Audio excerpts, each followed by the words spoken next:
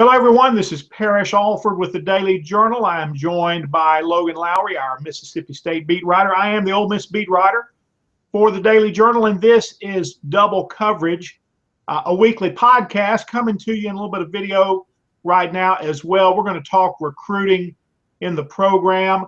I want to remind you of a few things before we get started. This is a production of the Daily Journal, and so is The Memo, our news podcast that takes place Mondays, Wednesdays, and Thursdays, 3 times a week with Brad Locke and Derek Russell. Look for that where you search for your podcasts. And also Prep Rally, high school sports with Gene Phelps and Brad Locke. That's every Wednesday. So look for that also where you go to search for your podcast. We're talking signing day right now. Ole Miss and Mississippi State reeling in new recruits for the 2016 season. Logan is with me. Logan, let's start with Mississippi State. A big pickup at the end with Jeffrey Simmons. What's the feeling with getting Simmons in the fold and just the rest of the class? Well, going into yesterday, it really was kind of a subpar class for Mississippi State. They had 16 commitments going into signing day. They also had 16 decommitments going into signing day as well. So kind of a class where you've lost a lot of people. A lot of that had to do with this class starting so early. This class started, I think they picked up their first commitment about 4 years ago for the 2016 class. Actually picked up 3 of them back 4 years ago. So a lot of those coaches that took those commitments are no longer on the staff here. So a lot of staff changes, a lot of different things went into a lot of those decommitments. Some of the kids they dropped over the years. Some of the kids, just found other offers and other interests, as teenagers do. And, it looked like a class that was just kind of whole hum, going into signing day, and had 2 big pickups on signing day. The first, you were there for the announcement of Kobe Jones from Starkville, 4-star defensive lineman. Picked him up. That was kind of a shot in the arm for Mississippi State. And then to get the state's overall top player, Jeffrey Simmons, the 5-star defensive end from Noxubee County, was a really big get for Mississippi State, something they desperately needed going into just to have something to feel good about in this signing class. I do think State addressed a lot of needs in this signing class, specifically picking up a few offensive linemen, which they need to kind of replace some of the depth that they've lost there over the last few years. Didn't pick up as many offensive linemen as I thought they needed. Obviously, they would have loved to have Scott Lashley from West Point, or the Cushenberry kid that was committed to South Carolina. They thought they had a good chance to flip Lloyd Cushenberry. He's a 3-star offensive lineman out of Louisiana. Thought they had a chance to flip him from South Carolina. He did flip on signing day, but he flipped to LSU. So Mississippi State was left with 3 offensive linemen, Darion Parker, Stuart Reese, and Greg Island. 2 of those are in-state guys. Stuart Reese was a late addition from the state of Florida, a massive guy at that, 6'5", 340. Dan Mullen said they measured him on his official visit here last weekend, and it was, I think they said he had him at 6'6", 365. So a huge guy. They're probably going to have to shed a lot of that weight off of him. I don't know that it's all necessarily good weight. So, they picked up some, offensive linemen, probably needed at least 1 more of those. But I like the class overall. I do think that they could have done better. I know that a lot of this class is judged on how they did locally. It just so happened that this year, 4 of the top players in the state were right here in Mississippi State's backyard. I mentioned Scott Lashley. They missed on him. He from West Point. He ended up signing with Alabama yesterday. And then A.J. Brown, the top wide receiver in the state, right here in their backyard at Starkville High School. He ended up going to Ole Miss. So they missed on 2 of the guys in their area. They got 2 of the guys in their area. So just kind of, evened it out there a little bit. But, not the best class in the world. I think they were rated 31st nationally. That's 11th in the SEC. So, it's kind of about where Dan Mullen's been if you kind of averaged out where some of his classes have been, but it's probably one of the worst classes, based on numbers wise that he assigned. Well, talking about the rankings a little bit, Logan, a lot of people say, hey, you just don't know until 4 years from now. You get these guys in, you watch how they develop, and that's when you judge a recruiting class. And there's obviously a lot of truth to that. But I've always been of the opinion also that the rankings matter. I mean, this is not a science, but recruiting is a huge business, and people invest millions into it. And if somebody is out there putting in the time and effort and making the evaluations, they're probably worth listening to a little bit. You can't get hung up on all the stars and all the ratings, and you're going to have guys who fly under the radar and guys who just become better as college players than they were projected to be. All that comes into play, but there is some merit to the rankings. But you talked about this Mississippi State class and the early start and some guys having been committed for so long and maybe kind of falling away at the end. But with all of the success that State has had under Dan Mullen, doesn't it seem that the recruiting would be stronger at this point in Mullen's tenure? And I'm wondering, what other factors went into this class? Obviously there's some turnover on the coaching staff right now. New defensive coordinator with Manny Diaz gone, Tony Hughes gone. How did those things affect recruiting this cycle for Mississippi State? I think the coaching staff changes. They had 3 on the defensive side of the ball this year. I think that definitely, none of those guys were really known for their recruiting. Nobody on the staff's really known for their recruiting outside of Tony Hughes. And losing him was a huge loss for Mississippi State. It was a huge get for Jackson State. They actually signed a really good class yesterday in just a short amount of time. Tony Hughes has been there, but looking at this class, I really thought that this was the year that Mississippi State had a chance to make some noise in recruiting. Usually it's, they had the 6 weeks at number 1 last year, and it's usually the next year after a good season that you see the recruiting really pick up. It's not the same season. You have success one season. It's not the next signing class. It's the next one that you see a lot of success. And, Mississippi State had a really good season in 2014. And in the 2016 recruiting class, they're ranked 31st. It's just not that great of a class. And like I said, there had a lot to do with that was, just the fact that it started so, and they could only sign so many. They had a small senior class this year, so they only signed 18 players. 5 of those are already on campus, enrolled early, but it just wasn't that great of a class. It has potential. I've asked Dan Mullen, about recruiting, and he always says, ask me again in 3 years, and he can tell it. And he has to find some diamonds in the rough over the years. Me being covering recruiting like I did for 5 years at Rivals.com, I knew that Mississippi State, or the state of Mississippi, is one of those states that a lot of these analysts don't get to a whole lot. So I knew a whole lot about Mississippi prospects, a lot more so than the national guys, because I saw them every week. I went out on Fridays and Saturdays and scouted these guys and saw them at camps and combines. So I knew more about the talent here in the state than a lot of these national guys who may get here once a year, if that. So, but that's changed a lot, with the talent level that was in the state this year. A lot of national eyes are on the state, looking at a Jeffrey Simmons, looking at a A.J. Brown. A lot of those guys in the state this year were All-Americans, so they played in all those national all-star games. So a lot of the stars that came out this year, it's not that this state just automatically produced a lot of 4- and 5-star guys in this particular class. It was just a lot of those national analysts got a chance to see some of the talent that this state possesses. They don't get to the Delta or the little corner pockets of the 1 and 2A and 3A schools in Mississippi. They just don't make those types of games. There's just not enough national analysts to go around. So, but there was a lot of eyes on Mississippi this year, and I think the talent, and you look at the recruiting classes and where some of those guys are ranked and are rated this year, kind of proves for itself. Logan, do they need Simmons and Jones to come in and play big roles right away, or are there others in this class that they will count on for next year? I don't know that. I think Simmons will play right away. Jones he's about 265, probably going to have to put on some more weight there. They're got a pretty good little bit of depth there at the defensive tackle position.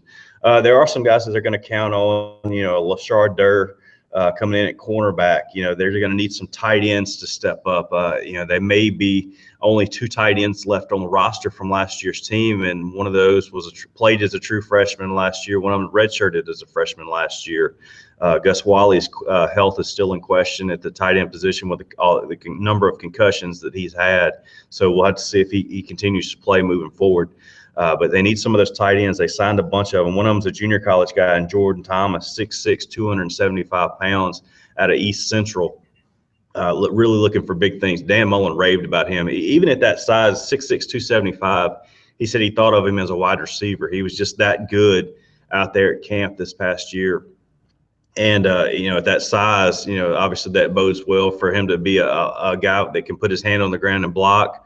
And if he's that good, I haven't actually seen him. I've seen some tape on him. I haven't seen him in person yet. But if he's that good, if he plays like a wide receiver at that size, then they really have gotten something there. But Dan Mullen really hasn't played a whole lot of his signing class the first year. He's been able to redshirt a lot of these guys, and that's kind of how he's been able to become a developmental program. He always tries to redshirt those guys, get an extra year under their belt. That way they can contribute right away whenever they do step on the field for the first time. Well, shifting gears a little bit, talking about Ole Miss, the Rebels finished number 6 in the nation according to the 247 Sports composite rankings. Logan, it's a statement about where recruiting is for Hugh Freeze and Ole Miss right now, that you could finish 6th and feel like you left some talent on the table and not really get everything that you wanted. And they would have finished higher than that if they had signed Jeffrey Simmons, and certainly they thought right up until signing day that they were going to sign Simmons. It's unusual for a coaching staff to be surprised, but if you listen to Chris Lowe of ESPN, who had some access inside the war room there at Ole Miss on signing day, when Simmons announced for Mississippi State, there was just a stunned silence in that room, according to Chris Lowe, who was in there. So it looks like the staff was really surprised by that. That would have made the ranking higher. But look at where this program is and how it has recruited under Freeze, and it seems out of place to quibble about a number 6 ranking. But when I look at this class, Simmons would have helped them further address needs along the defensive line as they are rebuilding. Now, they got Benito Jones in there, the defensive tackle from Wayne County, a 5-star player, an early enrollee guy, somebody who can step in and help next year. And this isn't an Ole Miss class that needs a lot of help on the defensive line next year, but it needs a lot of depth. And that's been the key that's helped that unit play so well the last few years. You've had Robert Kimdichie there. He's been the face of that group. He's gone. He'll transition to the NFL, one of 3 juniors leaving the program. That's something else that helps you in recruiting when you go out and sell that on the road. But Kimdichie is gone. They're going to have guys who can step in there, but they've been so good because of depth. Simmons would have been able to add that depth along the defensive line next year. And another guy who can do that, who hasn't got as much play, is a 4-star defensive end out of Stockbridge, Georgia, in Charles Wiley, another early enrollee. So he'll have the benefit of going through spring drills here in a month or so. And this is a guy who looks very athletic coming off the edge. Maybe he gets in and plays as a reserve next year. Maybe he's redshirted. But he's a pickup that kind of got lost in the discussion when they thought they were going to get Simmons and all of a sudden didn't. So they got some help along the defensive line. Simmons obviously would have helped a lot more. They didn't really address needs at linebacker. They didn't have a lot of depth there this year, and we're losing some players with Denzel Kimdichie gone. Obviously, he left early last year with his issues at the end of the year. C.J. Johnson also leaving from that position. They didn't have a lot of production behind those guys last year. DeMarcus Gates came on, but outside of Gates, who ended up being their leading tackler, didn't get as much consistency as they would have liked from the linebacker position. And in this signing class, they finished with just 2 linebackers, both of them 3-star recruits, and Tariq Tisdale and Donta Evans. Evans already enrolled, so he will go through spring drills. But they were in the conversation for Mike Juarez, a 5-star guy out of California. Couldn't attract him to Oxford. And had a commitment since last summer from a JUCO guy, Arizona Western. And I'm going to butcher this name, so I'm going to apologize to David in advance. But David Luafasataga, all right, bear with me on that. But had that commitment in place for a long time. and he flips to Utah on signing day. So, didn't get as much help as they were looking for at linebacker. They didn't really sign a guy noted as a lockdown corner. They were in the conversation for Shy Carter and Nigel Knott as well. Both of those guys signing with Alabama, but they pick up the number 53 player in the nation, and Deontay Anderson at safety. And they've got some other defensive backs, guys that they think will help as well. Miles Hartsfield, a prep school signee, Freeze calls the sleeper of the class. So, but the strength of this class, Logan, and this is another, while Ole Miss on signing day did not pick up some guys they thought they might, and they lost a little bit in the conversation. You go back and look at how much work was done early in this class with an early commitment from the number 3 recruit in the nation, according to those 247 sports composite ratings, in offensive tackle Greg Little. And then Shea Patterson, the number 4 recruit, the number 1 quarterback. These guys committed early.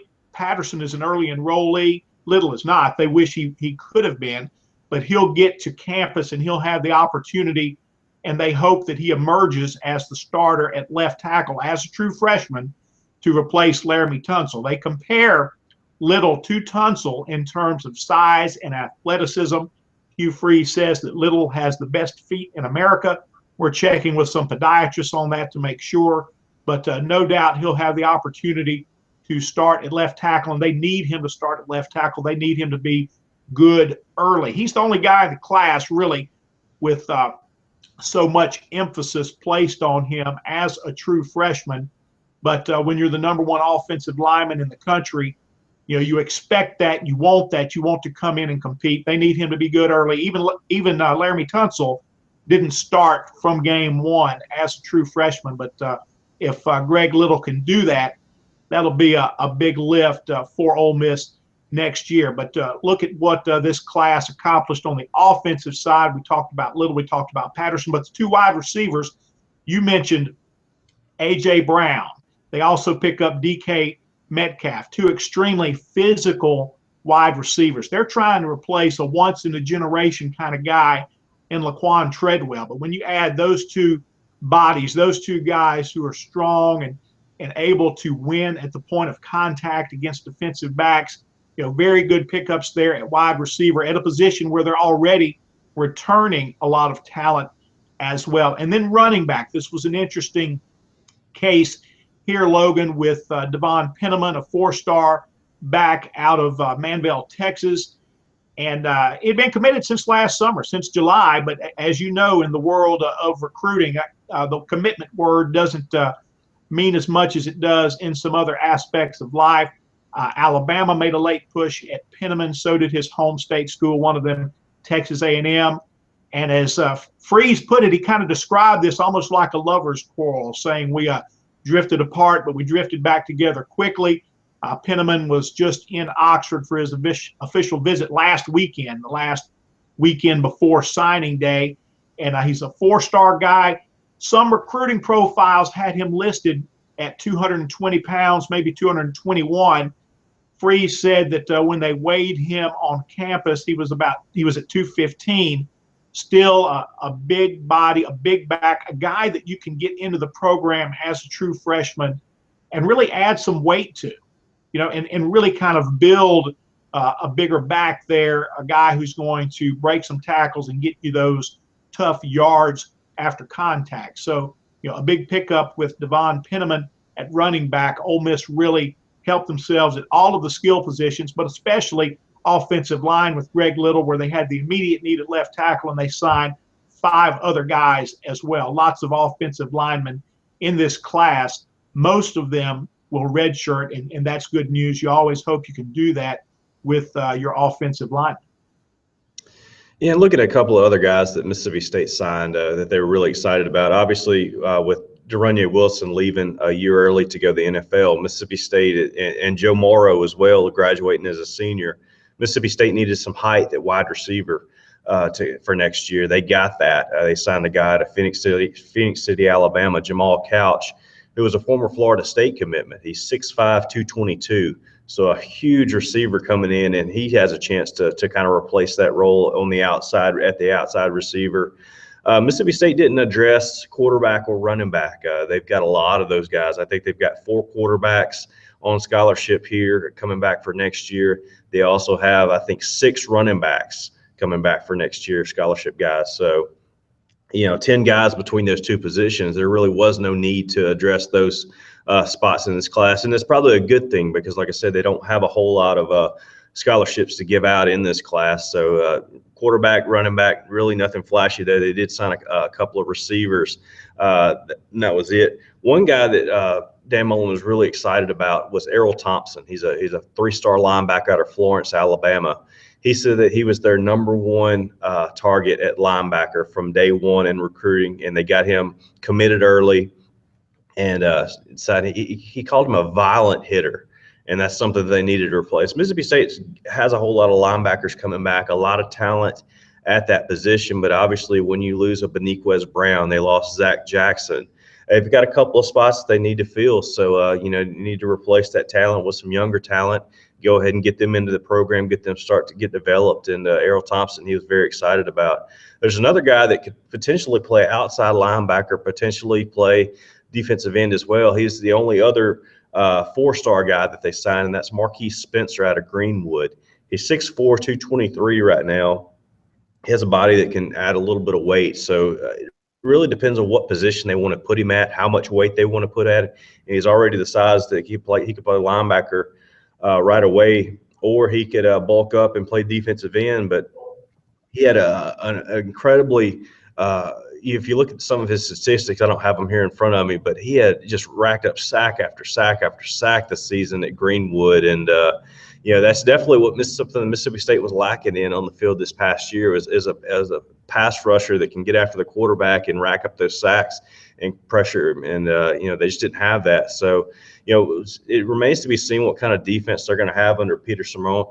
The new defense coordinator here. So, we'll have to see how some of these guys fit into the new scheme that they have, and some of the guys that they've already got, how they adjust to this new scheme. But, overall, I think it was a pretty good class, like I mentioned before. But I want to mention those guys, as some guys to kind of keep your eye on as fall camp begins in August.